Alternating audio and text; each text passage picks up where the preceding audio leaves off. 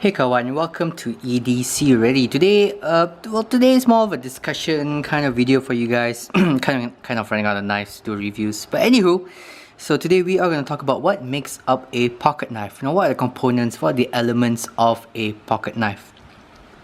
So first things first, let's start with the material, and we'll start with the sharp end of the knife, the blade. So the blade material right here has many different forms, many different types. They're all a form of steel. However, you do get like the odd ceramic knife or whatever. But at the end of the day, each blade still has a slightly different advantage, slightly different chemical component or whatever have you. And I'll just talk about the knives that are on the table right now. We have here a 440 Akudo. So you can kind of place your knives in two categories, and these are the categories I like to put it in. We have your stainless steel blades, and then we have your non-stainless steel or sub-stainless steel blades. This here is D2. D2 is a very good blade steel, especially in the budget end, because it is relatively tough and it holds its edge relatively well. This is both D2. However, the trade-off with that is that it doesn't really, it's not the most corrosion resistant steel out there. And some companies, they tend to help aid with the corrosion resistance by having some kind of coating. In this case, this is a painted coating or whatever. This is a DLC coating. Now, then you move to the other side, which you have your stainless steel plates. This is a 440, Japan 440, yeah. Sorry, this is Japan Akudo. This is your stainless steel blade. We have here 440C. So this is a Japanese steel. This is, I believe, it's a Chinese steel. We have CTSBD1N, which I believe is an American steel. And then we have S35VN. This is a crucible steel. And of course, within the steel categories themselves, you can break it up to budget, mid-range, high-end. This is very much budget. 440 Akudo, 440C, 8CL13 MOV, 14C, 28N. Those are all really, how would you call it, more towards the budget end of the steel knife game. This is still, some people would still call this budget end, but this is like moving closer towards your mid-range. This is your CTSBD1N. Any higher than this, sorry, this is similar to what you would call VG10 or whatever, but this guy has the advantage of being relatively a little bit more corrosion resistant than something like VG10 or CPM 154. At least from my belief. And then you have your mid-range or slightly higher end steels. You have your S30V or 154cm. Those are considered mid-range in my opinion. We have here S35VN, which is still considered stainless. However, they do also have a DLC coating, more for looks more than anything. However, S35VN is not as stain resistant as CTSBD1N or 440C. So S35VN is stainless, but having a coating just makes it even more stainless. This is considered a higher end steel. No longer, it used to be considered a super high end steel, but now not so much. Now you have Vanex, you have I think LC200N is considered more expensive than this guy. You have 20CV M390. So that is the sharp end of the knife, the steel. Now the next thing that makes up a knife is the shape of the blade itself. Now you have many different shapes, and I don't have enough knowledge to talk about all these kind of shapes, but you have a few things. You have something that's like a sheep's foot, you have drop points, you have, I believe it's called leaf blade shape, you have your normal drop point. A drop point kind of just slowly dips downwards, so it's not one straight line. The line kind of dips downwards, and then it has a flat. So you have a flat, you have a belly, and then you have a point, and most knives have that structure. Here you have a bit of flat, you have a belly, a shallow belly, you have a point. Same thing here. This has flat and it has a very shallow belly and has a very nice point right here. And then this guy is more common. This guy, you have your flat, shallower belly and then a point. Now you have one type of blade shape that has no belly whatsoever. These tend to be called Wharncliffes.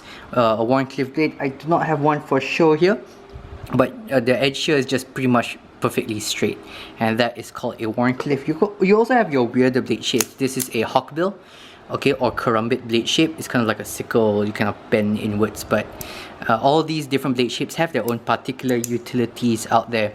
The ones with belly tend to do well if you need to do any kind of rocking, slicing motion. Straighter edge kind of knives like this, great for penetrating and pulling kind of cuts. Great for penetration kind of cuts as well. So moving back, you have the material of the handle. Now the material of the handle, you can have one material or you can have multiple materials that lay up on each other. You can have your budget materials, your FRN materials. FRN is, for example, these three right here. Now FRN can be considered a budget material. However, the advantage of FRN is that you can shape it to any shape that you like, which is why FRN is one of my favorite materials. And a lot of FRN knives, they tend to have liners. In this case, you have full stainless steel liners here, full liners here, and then you have partial liners on here. The liners are there to kind of create a metal spacing between the FRN and the knife, so you can add washers and all that. It's also there to add a little bit of strength. Okay, so this guy very strong, this guy very strong, and then this guy has a higher quality FRN, which means that it's going to be very strong on its own, despite it only having partial liners. Now moving up the pay grade a little bit, you have G10. G10 is also a kind of fiberglass, I believe. I believe that fiberglass, it's kind of a fiberglass kind of thing as well. So I'm not really sure what G10 is, but you guys can Google it yourself. All I know is that G10 is a little bit stiffer than FRN. It doesn't have the ability to mold like FRN, but it does have a nice texturing as well. A lot of people love G10. It's definitely considered more of the budget end of stuff, but you get G10 on the higher end stuff as well. You get G10 on hinders and all that, and then they have nicely shaped the G10 as well. Sometimes you get all these like weirder steels. This is copper. Okay, copper and brass is not considered a very normal steel. This is actually not limited edition. This is a special run. It also comes with aluminium or stainless steel, and then it has these guys. These are the copper matrices. And then you also have your aluminiums and your titaniums and all that. Your higher end knives tend to have titanium, this is titanium, or carbon fiber, which is carbon fiber on this side. You also have your cheaper metals like aluminium, any other weird materials out there? No, that's about it. You also have stainless steels. These liners are stainless steels, but you can have knives that are completely stainless steel. I used to have a Roik P801SF that is stainless steel. Now, next up, one of my favorite topics, we're going to talk about locking mechanisms. Lots of locking mechanisms, possibly a dozen or more popular ones, and I don't know however many like less popular ones out there. You have your, I can categorize them in 2 or maybe 3 different sections. The first of which is the kind that your thumb needs to be here when it's about to close. Okay, this is like your frame lock. This is a sub frame lock. This is a full frame lock where your thumb needs to be here for you to disengage the lock. Along with a liner lock that is there as well. Do check out my video on how a liner lock works. I've uploaded that on my channel. And then the other version of a lock, I don't have one here, but you have a kind of lock where you have a little back spring over here, and it kind of locks it in like that, like the Spyderco Dragonfly or some of the triad locks you've seen on my channel. You have those as well. Cold Steel Knives uses the triad locks. Do check it out. Where you need to press a little bar in the back here that lifts a little metal bar up here, and then you can disengage the knife and disengage the lock. Now, another type of lock you have out there is the locks that is kind of on the top of the scale instead of being at the bottom of the scale, such as this. This is the G lock, which is another version of an axis lock, and then this is a compression lock from Spyderco.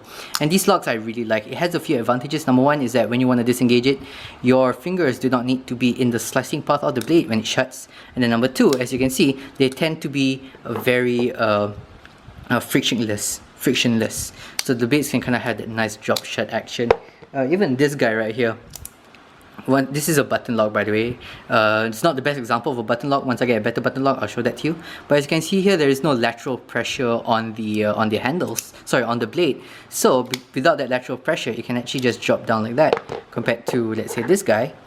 Once you disengage it, you're still going to get some kind of lateral pressure which will stop it from dropping, and you got to shake it close. There are a few knives that are machined so well that even though it has a frame lock, it has that kind of drop shut action that you expect from something like a compression lock. Grimsmo knives, your girls, all very, very, very high-end knives.